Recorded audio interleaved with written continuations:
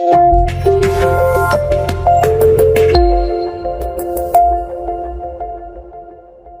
La Luz, adelante. Bueno, gracias, Julio. Buenos días a nuestra audiencia. Saludos a todos. Buenos días. Bueno, señores, un par de cosas en el día de hoy interesantes. En el día de ayer yo decía que los accidentes de tránsito, que son una epidemia nacional, en República Dominicana dejaban más de 3.000 muertos y 5.000 heridos, 6.000 heridos, 6.000 lesionados. Esas lesiones son lesiones graves o permanentes, pero en sentido general, las lesiones de los accidentes de tránsito, escuchen este dato, señores, las lesiones de los accidentes de tránsito en República Dominicana están bordeando los 59.000 casos. Estaba viendo mis datos anoche y digo, wow, aquí está el dato que yo ofrecí esta mañana, ayer, y lo ofrecí mal porque lo ofrecí incompleto. Las lesiones por accidente de tránsito, que incluyen lesiones menores registradas, andan por encima de los 58.000. 58.000. Imagínense lo que es eso en materia sanitaria. Y tan fácil que es aplicar la ley. Ahí se necesita un esfuerzo de autoridad. Ahí se necesita que el PRM aplique el lema del cambio. Porque si seguimos manejando el tránsito, aunque yo me quede solo hablando de esto, porque esto no genera beneficio, al contrario, por lo que le puede traer problema a uno. Entonces hay que seguir hablando de este tema de los accidentes de tránsito, porque yo quiero que República Dominicana sea líder mundial en dembow, líder mundial en béisbol, pero no líder mundial en accidentes de tránsito. Y hay que esa fucking bandera hay que pasársela a otro país. Zimbabue, que está detrás de nosotros en el segundo lugar. Y entonces nosotros no queremos esa bandera. Con relación al tema de la ley de extinción de dominio, yo quiero decir algo con relación a esa ley. Me leí la ley, la modificación, me la envió gentilmente Carlos Amarante Vares, que se lo agradezco. Y entonces leí las modificaciones, son varias. La del artículo 5, que establece la necesidad probatoria de que no es solamente que a alguien se le ocurra pensar que tú tienes un bien mal habido o de origen ilícito, sino que el Ministerio Público tiene que probar. O sea, eso de la necesidad probatoria, eso mete la ley en el marco de la Constitución y ya se puede hacer eso sin esa ley. Luego viene el artículo 7 sobre la nulidad de actos que hayan tenido un origen ilícito. Viene la modificación del artículo 15, la competencia judicial. Es la Suprema Corte de Justicia que va a llevar a cabo el procedimiento de extinción de dominio, y es dentro de la Suprema que se va a poder apelar las decisiones de los juicios de extinción. Se eliminó el tema de la denuncia falsa, que yo no creo que en principio ninguna denuncia sea falsa, y si es falsa, pues no se le da curso y ya. Lo que pasa es que esto tiene que ser codificado. Usted no puede ir a un medio a decir fulano de tal se robó ese edificio en la Tiradentes. No puede hacer eso, en la Gustavo Mejía Ricard. ¿Por qué? Está causando daño. Por eso de la denuncia falsa a mí no me generaba ninguna preocupación. Decía lo de otra modificación, 34.2, el juez de control y garantía. Es un juez de la administración de la Suprema Corte de Justicia que de alguna manera va a fiscalizar al Ministerio Público, el juez de control y garantía. 65, la carga probatoria, además de la necesidad probatoria. 77, el recurso de casación, que va a ser dentro de la Suprema Corte de Justicia, y la modificación al artículo 99, que es para mí lo más relevante y que hace de esta ley una ley que nació muerta. Extinción sobre la sentencia definitiva. ¿Qué es lo que está diciendo esta ley? Que no puede haber extinción de un bien, no puede haber extinción de un patrimonio o de parte de un patrimonio si no hay una sentencia definitiva. Y si no hay una sentencia definitiva, la extinción no tiene sentido, porque tú puedes lograr ahora la incautación o confiscación del bien sin esa ley, siempre y cuando haya una sentencia definitiva. Entonces esa ley no tiene necesidad.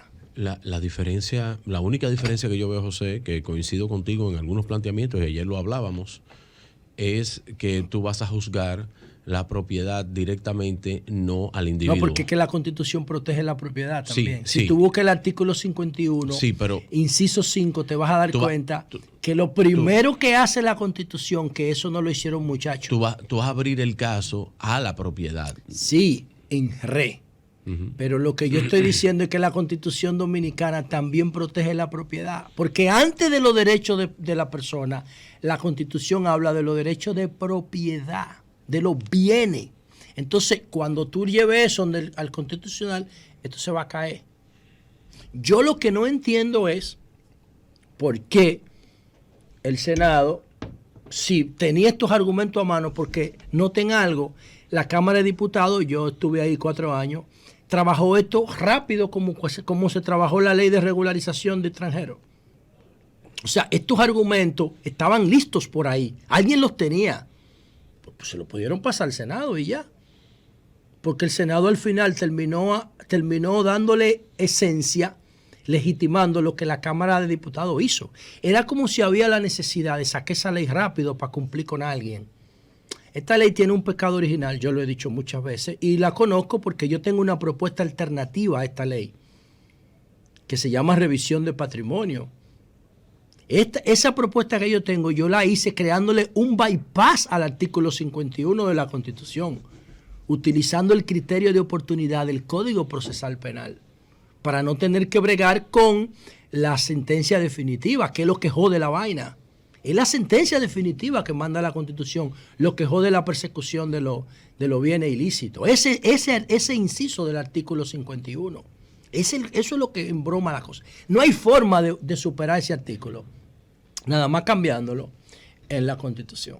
Entonces, para tú superar el obstáculo del artículo 51, lo que tienes que hacer es utilizar un criterio de oportunidad, identificar el bien ilegal y llamar a la persona que lo está poseyendo, que lo tiene, que tiene control, y decirle, mira, si tú no me explicas el origen de ese bien en un periodo de 6 meses, yo te voy a inmovilizar el bien y te voy a acusar de corrupción. Y te voy a acusar de lavado, te voy a acusar de asociación de malhechores, de lo que sea. Ahora, yo te voy a dar la oportunidad de que tú me lo devuelvas y yo no te proceso. Porque a mí lo que me interesa, no hay ningún caso abierto contra ti, simplemente yo estoy haciendo una evaluación rutinaria y me encuentro con una irregularidad. Por eso mi proyecto se llama revisión de patrimonio. Pero esa revisión no la hace ningún fiscal, no, la hace un bot, la hace un algoritmo para que sea objetiva y no persiga a nadie en particular. Y ese algoritmo sería aleatorio, sería ciego, sería codificado. O sea, hoy empezamos con los apellidos A. Ese pudiera ser una forma. Después mañana seguimos con los apellidos B. O el mes que viene seguimos con los apellidos B. Y donde el algoritmo encuentre una irregularidad, manda una revisión de patrimonio. Yo puse un tope, un umbral de 10 millones de pesos para revisar patrimonio, para que la revisión salga en términos de costo más barata que lo que vamos a encontrar. Es una propuesta alternativa a la ley de extinción de dominio. Esta ley yo sabía que iba a terminar muerta antes de empezar a operar. Terminó muerta. En la Cámara de Diputados la mató. Pero no había forma de mantenerla viva porque la ley choca con la Constitución de la República. ¿Por qué en Colombia funciona o funcionó? Aquí está el pecado original de la ley. Y yo quiero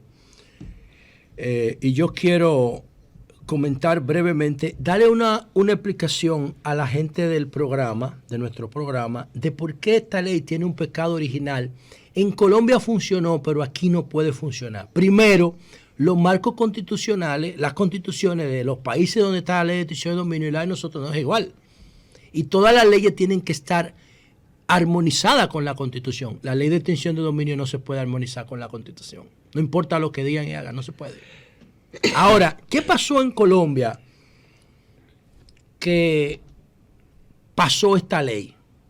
En Colombia lo que pasó fue que en el año de 1995, después de la muerte de Pablo Escobar, el cartel de Cali se quedó reinando en Colombia después de la muerte de Pablo Escobar.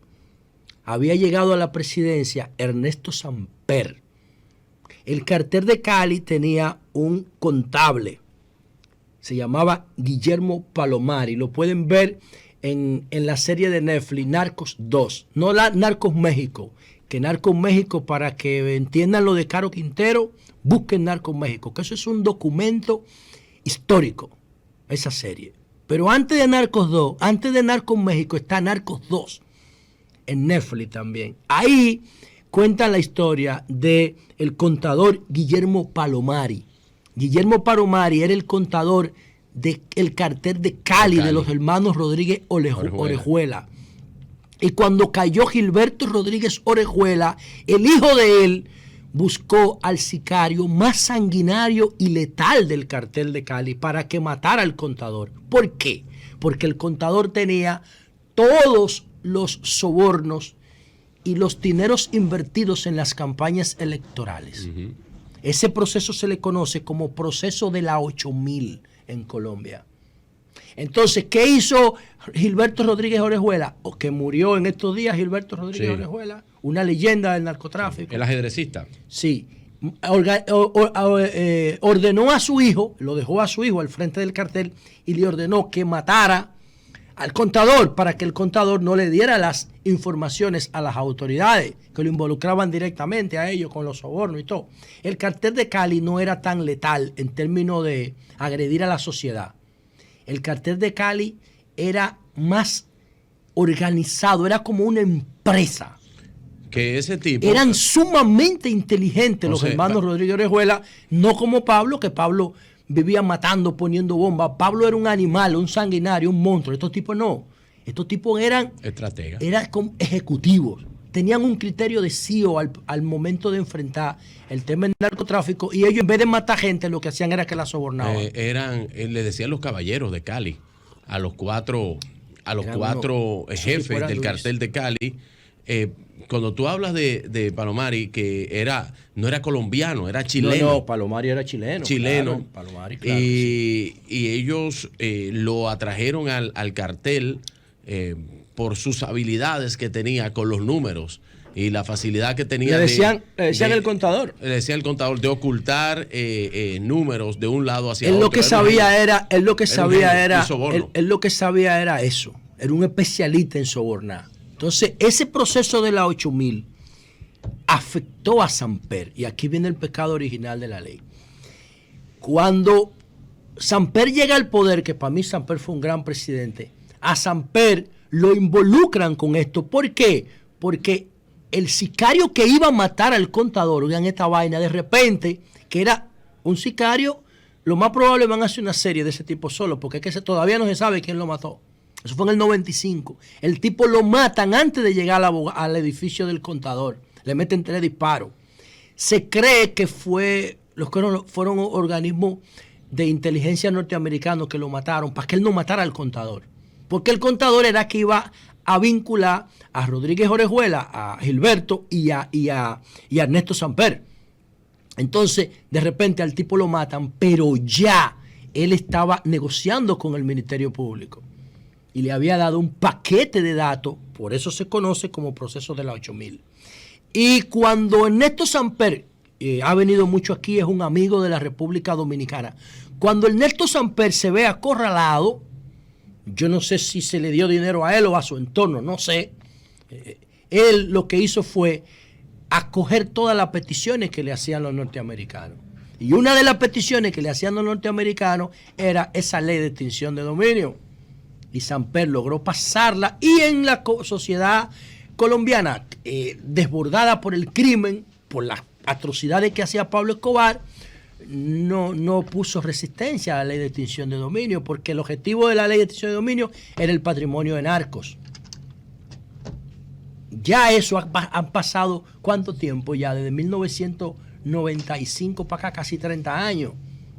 Y ese pecado original que tiene la ley de extinción de dominio en Colombia, aquí no se puede aplicar, porque el marco constitucional aquí tiene otra configuración.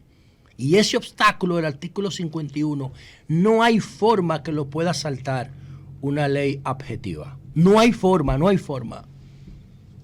hay forma, porque la Constitución dice que tiene que haber una sentencia definitiva para confiscar patrimonio. Lo que puede haber es una incautación, una inmovilización del patrimonio, pero no puede haber una confiscación ni una incautación definitiva, porque tiene que respetarse la presunción de la inocencia del que controla ese bien. Recuerden lo que yo siempre digo, que la Constitución de la República, que eso debe ser una prioridad cuando se vuelva a reformar, no define la propiedad pública ni la propiedad privada. Y para mí, tiene que empezar diciendo la Constitución que todo bien, todo patrimonio, parte del patrimonio que no establezca un origen ilícito, tiene que considerarse propiedad pública. Ahí sí no hay que joder con ley de extinción de dominio. Ahí tú lo puedes salir a buscar de una vez. Cuando tú digas que cualquier patrimonio o parte del mismo que no tenga una trayectoria lícita se considerará parte del patrimonio público. Ahí sí ya no hay problema. Pero mientras eso no se ponga en la Constitución, tenemos que respetar la que está ahora.